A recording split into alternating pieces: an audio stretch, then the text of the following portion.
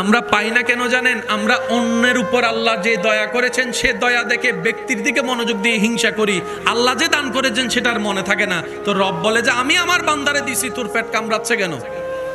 আমরা নিজের ভুলের কারণে নিজেরাই আসামি হয়ে যায়। কথা বলেন ঠিক কিনা? সেজন্য মনে রাখবেন, নিজে পাইলে যদি একবার আলহামদুলিল্লাহ বলেন, আপনার আশেপাশে কেউ পাইলে, দুশমনও যদি পায় কোনো নিয়ামত, আপনি দুইবার আলহামদুলিল্লাহ বলার অভ্যাস করতে পারেন কিনা দেখেন। এই অভ্যাসটা যেদিন মুখ থেকে হতে হতে একদিন মন থেকে চলে আসবে, লা ইন শাকারতুম লা আযীদান্নাকুমের নিয়ামত আল্লাহ তাআলা আপনার উপর ভরপুর করে দান করবেন। সুবহানাল্লাহ। হায়াত মত আল্লাহর হুকুম। যার যখন মৃত্যু, যখন যেবারে যেই মাসে যেভাবে রব্বুল আলামিন লিখে রেখেছেন, ওই সময়ের 1 সেকেন্ড আগ পর্যন্ত আপনার মৃত্যু হবে না। আর ওই সময়টা যখন চলে আসবে, কেউ আপনাকে ধরে রাখতে পারবে। এই মাঝখানের সময়ে যত যাই হোক, ব্রেন স্ট্রোক হোক, হার্ট স্ট্রোক হোক, ব্লাড ক্যান্সার হোক, এই হোক সেই হোক, ডায়াবেটিস হোক, যা হোক, আপনার কাজ হচ্ছে যে সাবধানতার সাথে ডাক্তারের পরামর্শ নিয়ে চলা। এটা হচ্ছে আপনার আমার দায়িত্ব। বিশ্ববাসীকে এখনো যে ঘটনাটুকু বারবার কাঁদায়, বিশ্বের ইতিহাসে হৃদয় বিদারক ঘটনার ভিতরে এখনো পর্যন্ত যে ঘটনাটা সবার উপরে, সেই কারবালার ঘটনার প্রেক্ষাপটের একটা বিষয় আমাদের জেনে রাখা এবং মনে রাখা সর্বদাই দরকার। কারবালার ময়দানে যে ঘটনা ঘটেছে, সেখানে প্রধানত 2টা সাইড ছিল। কয় সাইড? একটা আওয়াজ দিয়ে বলেন, কয় সাইড? একটা ইমাম আলী মাকাম ইমাম হুসাইনের সাইড, আরেকটা ছিল মালউন ইয়াজিদের সাইড। এবার আওয়াজ দিয়ে বলুন, প্রত্যেকটা মানুষের আলাদা আলাদা কাজের লক্ষ্য আছে না নাই? আপনারাই বলেন, আমি বলবো না। প্রত্যেকটা মানুষের আলাদা আলাদা কাজের লক্ষ্য আছে না নাই? এক একজনের লক্ষ্য এক এক রকম। এক একজনের লক্ষ্য। কারবালার ময়দানে ঘটে যাওয়া সেই ঘটনার ইয়েজিদের মেইন লক্ষ্য ছিল ক্ষমতা নিজের হাতে নেওয়া, অন্যায়কে প্রতিষ্ঠিত করা, ইসলামের সূর্যকে ডুবিয়ে দেওয়া। একটা আওয়াজ দেন না। ইয়াজিদের লক্ষ্য ছিল কোরআন সুন্নাহ যা হারাম করেছে তাকে হালাল করা। ইয়াজিদের লক্ষ্য ছিল জুলুমকে প্রতিষ্ঠিত করা। ইয়াজিদের লক্ষ্য ছিল ইমাম হোসাইনের সাথে বেয়াদবি করে সেই বেয়াদবিতে জিতে যাওয়া। ইয়াজিদের লক্ষ্য ছিল কোরআনের বাণীকে পৃথিবী থেকে মুছিয়ে দেওয়া। ইয়াজিদের লক্ষ্য ছিল মসজিদের মিনার থেকে আল্লাহু আকবার আজানের যেই ধ্বনিটা আশেকদের হৃদয়কে বারবার আলোকিত করে, সেই আজানের ধ্বনিকে চিরতরে বন্ধ করে দেওয়া। ইয়াজিদের লক্ষ্য ছিল মসজিদগুলাকে অসম্মানের জায়গা হিসেবে তৈরি করা। ইয়াজিদের লক্ষ্য ছিল মা বোনদের সম্মান প্রতিষ্ঠিত না করা। ইয়াজিদের লক্ষ্য ছিল এক কথায় আল্লাহ এবং রসুলের বিপক্ষে যাওয়া। এটা ছিল ইয়াজিদের লক্ষ্য। আর ইমাম হুসাইনের লক্ষ্য ছিল জান দিয়ে দিব, জান দিয়ে দিব, গর্দান কাটিয়ে দিব, তারপর আমি হুসাইন ইয়াজিদের পক্ষে হ্যাঁ বলতে পারবো না, ইসলামকে প্রতিষ্ঠা করার জন্য আমার পরিবারের রক্ত দিয়ে দিতে রাজি আছি। সুবহান। লক্ষ্য কয়টা? একটু জোরে বলেন, লক্ষ্য কয়টা? ইয়াজিদের লক্ষ্য আলাদা, ইমাম হোসাইনের লক্ষ্য আলাদা। বুঝতে কি কোনো কষ্ট হচ্ছে? কারবালাতে ঘটনাতে কয় দল? একটা ইয়াজিদের দল, একটা ইমাম হোসাইনের দল। তা আমরা একটা মানুষ, 2 দলতে সাপোর্ট করতে কখনো পারবো না, যে কোনো একটা করতে হবে। এখন ইয়াজিদের ওখান থেকেও কালিমা আজান শোনা যাচ্ছে, ইমাম হুসাইনের তাবু থেকেও কালিমা আজান শোনা যাচ্ছে। তা আমরা তো সাধারণ জ্ঞানের মানুষ, অল্প জ্ঞানের মানুষ, এত বুঝি না। আমরা তো পথভ্রষ্ট হওয়াটাই বেশি সহজ হয়। কথা বলেন ঠিক না? মনে রাখবেন, জাহান্নামের রাস্তা সহজ, জান্নাতের রাস্তা কঠিন আমরা বানিয়েছি। কিন্তু রবের পক্ষ থেকে ছিল জান্নাতের রাস্তা সহজ, জাহান্নামের রাস্তা কঠিন। এটা রবের পক্ষ থেকে দেওয়া দান। কিন্তু আমরা আমাদের ব্যর্থতার কারণে, বোকামির কারণে জাহান্নামের রাস্তাকে সহজ করেছি, জান্নাতের রাস্তাটাকে কঠিন করেছি। লা ইলাহা ইল্লাল্লাহ, লা ইলাহা ইল্লাল্লাহ, লা ইলাহা ইল্লাল্লাহ, লা ইলাহা ইল্লাল্লাহ। সবাই মিলে কি আওয়াজে লা ইলাহা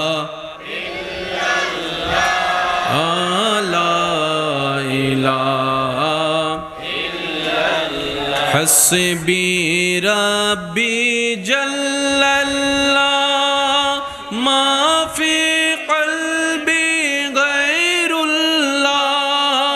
হাসবি রাব্বি জাল্লাল্লাহ, মা ফি কলবি গায়রুল্লাহ।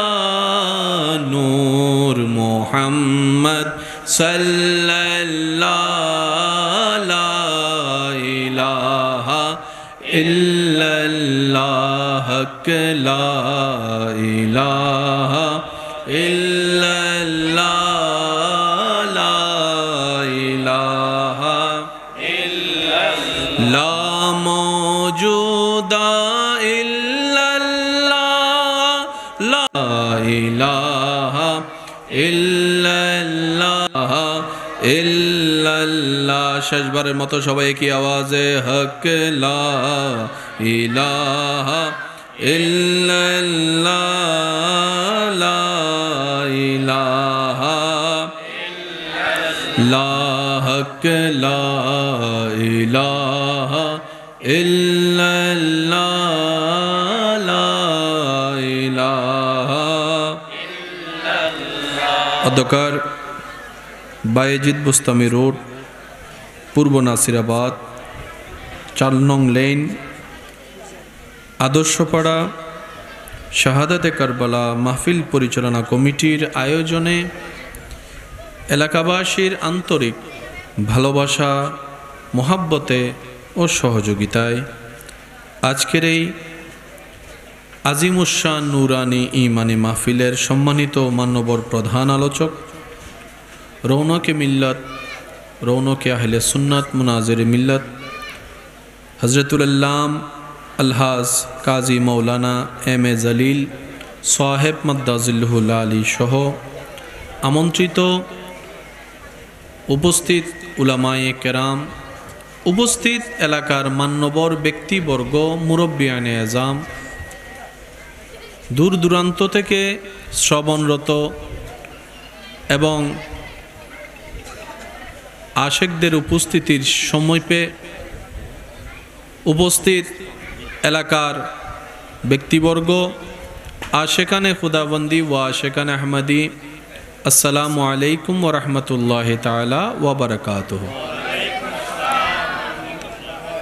প্রাণ খুলে মন উজাড় করে রবের রহমতের দরবারে ভিখারি সেজে ভিক্ষা পাওয়ার আশায় মোহাব্বতের আওয়াজে সবাই একবার বলি আলহামদুলিল্লাহ। রব্বুল আলামিনের আলিশান ও রহমতের দরবারে আমরা সকল গুনেহগারের পক্ষ থেকে ফরিয়াদ, রব্বুল আলামিন মেহেরবানি করে 12টি মাসের মধ্যে যে 4টি মাসকে অতি সম্মানিত ঘোষণা করেছেন, এই 4 সম্মানিত মাসের অন্যতম একটি মাস এই মাহে মুহররম। আল্লাহ তাআলা দয়া মেহেরবানি করে যেন এই মুহররম মাসের সদকায় আমাদের সকলের জীবনের অতীতের করা কবিরা সগীরা গুনাহ যেন আল্লাহ দয়া করে মাফ করে দেয়, বলি আমিন। রব্বুল আলামিন মেহেরবানি করে আমাদের সবার মা বাবার জীবনের গুনাহ মাফ করে দিন, আমিন। আমাদের যত আত্মীয় স্বজন এলাকাবাসী এই মুহূর্তে কবরের কঠিন আযাবে কষ্ট পাচ্ছে, আল্লাহ মেহেরবানি করে প্রত্যেকজন আশেকের দোয়া কবুল করে প্রত্যেকটি কবরবাসীকে আযাব থেকে মুক্তি দান করুক, বলি আমিন। এতক্ষণ পর্যন্ত যে তাকরিরাত হয়েছে, নাতে রাসূলের মানকাবাতের খেদমত হয়েছে, রব্বুল আলামিন আলিশান পাক দরবারে কবুল করার মাধ্যমে কাল হাসরের ময়দানে আমাদের জন্য নাজাতের জরিয়া হিসেবে কবুল করুক, বলি আমিন। সম্মানিত উপস্থিতি, আজকের আমার এইখানের উপস্থিতি মহাব্বতের ডাকে সাড়া দিয়ে আজকে কোনো আলোচনার জন্য আমি এখানে উপস্থিত হইনি, মূলত আশেকানদের দিলের চাহাত ভালোবাসার ডাককে সম্মান করে দেখা দেওয়ার চেষ্টা করেছে। দু চারটি কালিমা কথা বলে আপনাদের সাথে দুয়ার ভান্ডারে আমিও শরীক শামিল হয়ে অল্প কিছুক্ষণের মধ্যে ইনশাল্লাহ আপনাদের থেকে আমি বিদায় নিব। প্রথমেই বলে রাখছি, আমি দেখা দিতে এসেছি, আপনাদেরকে দেখতে এসেছি। জান্নাতের ফুল কচি কাঁচা ছোট বাচ্চারা আশেপাশে যে কথা ফুলঝড়ি ঝরাচ্ছে, আমরা বড়রা যেন সেটাকে একটু কন্ট্রোল করার চেষ্টা করি, যেন মাহফিলের পরিবেশটা সুন্দর থাকে। আমি বিস্তারিত কোনো কিছুতে যাব না, মুদ্রা কয়েকটি কথা বলে ইনশাল্লাহ আপনাদের থেকে বিদায় নিব। অনুরোধ রাখবো, মনের কান দিয়ে শোনার চেষ্টা করবেন আর আমাকে একটু আওয়াজ দিয়ে উৎসাহ দেওয়ার চেষ্টা করবেন। যারা আওয়াজ দিয়ে সহযোগিতা করতে রাজি আছেন তারা একবার বলি মারহাবা। সিডেঙ্গে আওয়াজে আরেকবার হনসায় মারহাবা। ইবাদ মিদি মেজাইনে বুঝতে আগি আল্লাহ সকলের এই মোহাব্বত কবুল করুক। হয় না, হয় না, আরো জোরে বলতে হবে। আমরা জানবো, শুনবো, শিখবো এবং বুঝার চেষ্টা করব, বলি ইনশাল্লাহ। সবার মনোযোগ আছে তো ইনশাল্লাহ? আমরা পাই না কেন জানেন? আমরা অন্যের উপর আল্লাহ যে দয়া করেছেন সে দয়া দেখে ব্যক্তির দিকে মনোযোগ দিয়ে হিংসা করি। আল্লাহ যে দান করেছেন সেটার মনে থাকে না। তো রব বলে যে আমি আমার বান্দারে দিছি, তোর পেট কামড়াচ্ছে কেন? আমরা নিজের ভুলের কারণে নিজেরাই আসামি হয়ে যায়। কথা বলেন ঠিক কিনা? সেজন্য মনে রাখবেন, নিজে পাইলে যদি একবার আলহামদুলিল্লাহ বলেন, আপনার আশেপাশে কেউ পাইলে, দুশমনও যদি পায় কোনো নিয়ামত, আপনি দুইবার আলহামদুলিল্লাহ বলার অভ্যাস করতে পারেন কিনা দেখেন। এই অভ্যাসটা যেদিন মুখ থেকে হতে হতে একদিন মন থেকে চলে আসবে, লা ইন শাকারতুম লা আযীদান্নাকুমের নিয়ামত আল্লাহ তাআলা আপনার উপর ভরপুর করে দান করবেন। সুবহানাল্লাহ। হায়াত মত আল্লাহর হুকুম। যার যখন মৃত্যু, যখন যেবারে যেই মাসে যেভাবে রব্বুল আলামিন লিখে রেখেছেন, ওই সময়ের 1 সেকেন্ড আগ পর্যন্ত আপনার মৃত্যু হবে না। আর ওই সময়টা যখন চলে আসবে, কেউ আপনাকে ধরে রাখতে পারবে না। এই মাঝখানের সময়ে যত যাই হোক, ব্রেন স্ট্রোক হোক, হার্ট স্ট্রোক হোক, ব্লাড ক্যান্সার হোক, এই হোক সেই হোক, ডায়াবেটিস হোক, যা হোক, আপনার কাজ হচ্ছে যে সাবধানতার সাথে ডাক্তারের পরামর্শ নিয়ে চলা। এটা হচ্ছে আপনার আমার দায়িত্ব। বিশ্ববাসীকে এখনো যে ঘটনাটুকু বারবার কাঁদায়, বিশ্বের ইতিহাসে হৃদয় বিদারক ঘটনার ভিতরে এখনো পর্যন্ত যে ঘটনাটা সবার উপরে, সেই কারবালার ঘটনার প্রেক্ষাপটের একটা বিষয় আমাদের জেনে রাখা এবং মনে রাখা সর্বদাই দরকার। কারবালার ময়দানে যে ঘটনা ঘটেছে সেখানে প্রধানত 2টা সাইড ছিল। কয় সাইড? একটা আওয়াজ দিয়ে বলেন, কয় সাইড? একটা ইমাম আলী মাকাম ইমাম হুসাইনের সাইড, আরেকটা ছিল মালউন ইয়াজিদের সাইড। এবার আওয়াজ দিয়ে বলুন, প্রত্যেকটা মানুষের আলাদা আলাদা কাজের লক্ষ্য আছে না নাই? আপনারাই বলেন, আমি বলবো না। প্রত্যেকটা মানুষের আলাদা আলাদা কাজের লক্ষ্য আছে না নাই? এক একজনের লক্ষ্য এক এক রকম। এক একজনের লক্ষ্য। কারবালার ময়দানে ঘটে যাওয়া সেই ঘটনার ইয়েজিদের মেইন লক্ষ্য ছিল ক্ষমতা নিজের হাতে নেওয়া, অন্যায়কে প্রতিষ্ঠিত করা, ইসলামের সূর্যকে ডুবিয়ে দেওয়া। একটা আওয়াজ দেন না। ইয়াজিদের লক্ষ্য ছিল কোরআন সুন্নাহ যা হারাম করেছে তাকে হালাল করা। ইয়াজিদের লক্ষ্য ছিল জুলুমকে প্রতিষ্ঠিত করা। ইয়াজিদের লক্ষ্য ছিল ইমাম হোসাইনের সাথে বেয়াদবি করে সেই বেয়াদবিতে জিতে যাওয়া। ইয়াজিদের লক্ষ্য ছিল কোরআনের বাণীকে পৃথিবী থেকে মুছিয়ে দেওয়া। ইয়াজিদের লক্ষ্য ছিল মসজিদের মিনার থেকে আল্লাহু আকবার আজানের যেই ধ্বনিটা আশেকদের হৃদয়কে বারবার আলোকিত করে, সেই আজানের ধ্বনিকে চিরতরে বন্ধ করে দেওয়া। ইয়াজিদের লক্ষ্য ছিল মসজিদগুলাকে অসম্মানের জায়গা হিসেবে তৈরি করা। ইয়াজিদের লক্ষ্য ছিল মা বোনদের সম্মান প্রতিষ্ঠিত না করা। ইয়াজিদের লক্ষ্য ছিল এক কথায় আল্লাহ এবং রসুলের বিপক্ষে যাওয়া। এটা ছিল ইয়াজিদের লক্ষ্য।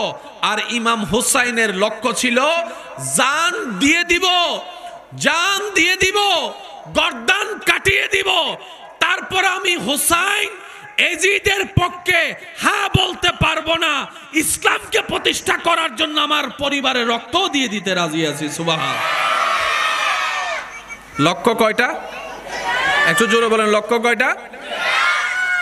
ইয়াজিদের লক্ষ্য আলাদা, ইমাম হোসাইনের লক্ষ্য আলাদা।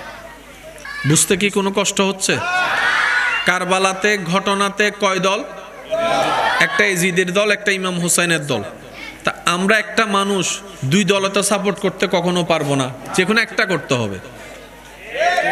এখন ইয়াজিদের ওখান থেকেও কালিমা আজান শোনা যাচ্ছে, ইমাম হোসাইনের তাবু থেকেও কালিমা আজান শোনা যাচ্ছে। তা আমরা তো সাধারণ জ্ঞানের মানুষ, অল্প জ্ঞানের মানুষ, এত বুঝি না। আমরা তো পথভ্রষ্ট হওয়াটাই বেশি সহজ হয়। কথা বলেন ঠিক না? মনে রাখবেন, জাহান্নামের রাস্তা সহজ, জান্নাতের রাস্তা কঠিন আমরা বানিয়েছি। কিন্তু রবের পক্ষ থেকে ছিল জান্নাতের রাস্তা সহজ, জাহান্নামের রাস্তা কঠিন।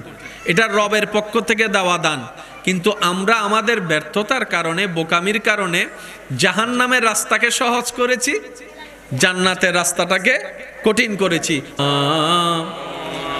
লা ইলাহা ইল্লাল্লাহ, লা ইলাহা ইল্লাল্লাহ, লা ইলাহা ইল্লাল্লাহ, লা ইলাহা ইল্লাল্লাহ। সবাই মিলে কি আওয়াজে লা ইলাহা